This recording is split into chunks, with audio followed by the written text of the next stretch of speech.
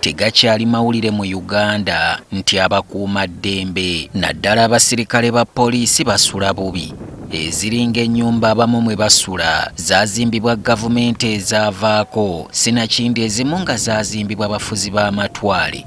Olwo abo ababa bafisse ne basuzibwa mu zino ezaakazibwako eri amaama ya pole.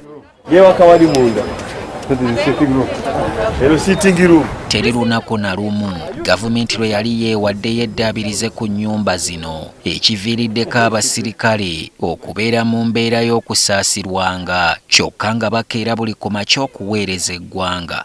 Nga tuwayamu ne minisita w'ensonga z'omunda Gen. Kahinda Otafiire yakkiriza nti ekituufu abakuumaddembe kumpi basula mu kukuuzi.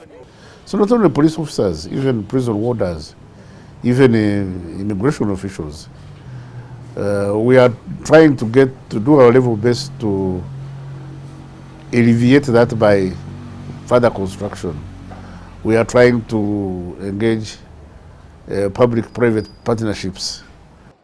Omuwendo gw'abaserikale abaweerezebwa okuwa bannayuganda obukuumi n'ebyabwe nagwo gukyali mutono ddala, ng'abakolokota gavumenti kino bagamba nti kyekiviiriddeko obumenyi bw'amateeka okweyongera mu bitundu by'eggwanga ebitali bimu. Otafiire kino akyogeddeko bw'ati. The plan is to do the ideal.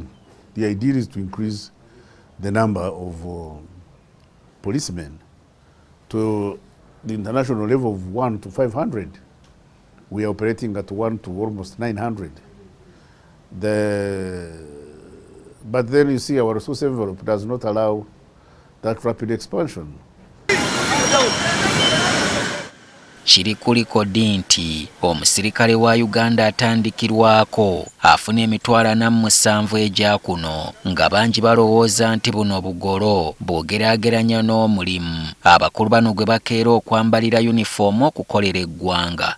Otafiire tumubuuzizza oba ng'okwongeza omusaala gw'abaserikale kisiiwa gavumenti. They are sacrificing, because I agree with you, the amount of money we pay them is not a living wage. We are looking forward to that time when we shall have enough resources to pay a living wage. Kyetubadde tetuyinza kuvaawo nga tetubuuzizza Otafiire ye poliisi mu biseera by'okwekalakaasa okulabibwako ng'eringa eraga oludda kwegwa, naddala ng'okwegugunga kulimu ab'oludda oluvuganya gavumenti, nga bano ebakkakkanako n'ebakuba emiggo n'egifikkawo ne gikwata ebitooke, ensonga yaabwe ne bw'eba erimu eggumba. Should we kneel down and recite rosary when people are causing mayhem in town? No. The police, which is constitutionally mandated with maintaining peace and order, will move against them. And if they think they've been unfairly treated, let them go to court. Ab'oludda oluvuganya balumiriza nti ne bwe bawandiikira poliisi ebbaluwa ezigyegayirira okukuŋŋaana nga bayita mu tteeka eriruŋŋamya enkuŋŋaana Public Order Management Act, abakulu bazifunya bufunya ne bazisuula mu kasero. I have not heard of that. If it was there, why don't they complain to me? I am the man in charge of internal affairs.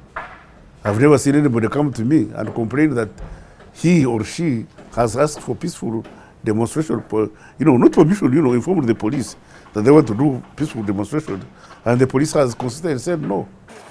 Jojjuzi abaseddekezi ba ADF balumbye disitulikiti y'Entoroko ne basattiza abaayo, ekireeseewo obunkenke nti ebyokwerinda by'eggwanga byandibaganyegenya. Kyokka Otafiire abantu abagumizza nti ettooke lya Ssekukkulu balirye libakke mu ntumbwe, nga tebalina kweraliikirira kwonna nti wandibaawo akasambattuko yadde.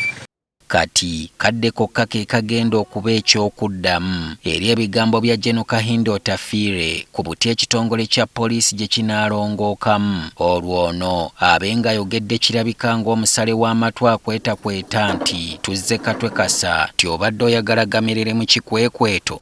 Is there anybody else? I don't think so.